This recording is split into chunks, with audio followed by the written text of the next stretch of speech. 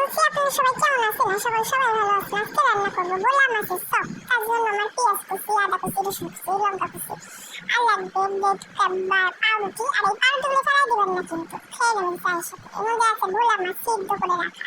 এর মধ্যে কড়াইয়ের মধ্যে রসুন কুচি, আদা কুচি, পেঁয়াজ কুচি, লঙ্কা কুচি সব দিয়ে লাল লাল করে গুটিয়ে ভেজে নেবেন। আর সামান্য একটু লবণ দিয়ে দেবেন যাতে পেঁয়াজগুলো নরম হয়। এই যে ভালো করে সুন্দর করে ভেজে নেবেন। এই যে আমার এখানে রয়েছে লঙ্কার গুঁড়ো, হলুদ গুঁড়ো, লবণ, গরম মশলা আর জিরে গুঁড়ো।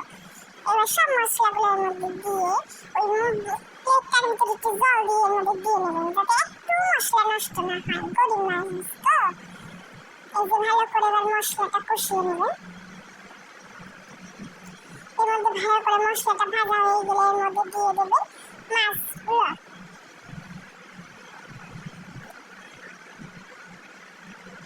আর যদি চোখের উপর কাটা পড়ে থাকে কাটাগুলো অবশ্যই বার করে দেবেন। যতক্ষণ আপনার চোখের নজরে পড়বে ততক্ষণ কাটাগুলো বার করে দেবেন।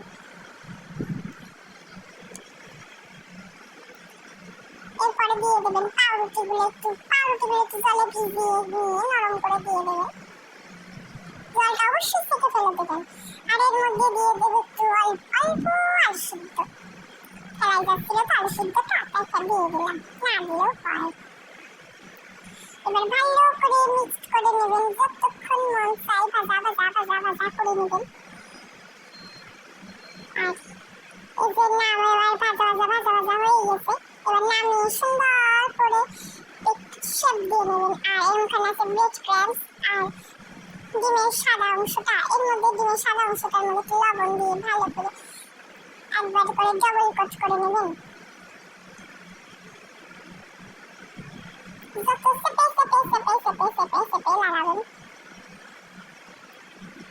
কত সুন্দর হয়েছে, এই জন্য সবগুলা হয়ে গেছে। এবার আমি ভেজে নেব।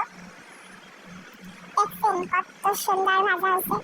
দেবো আমার পরানের সঙ্গে, থাক দিব না, নিয়ে যাই, খাবে বেচারা, খাবে বলে বসে আছে। দেখো কে কেমন হয়েছে।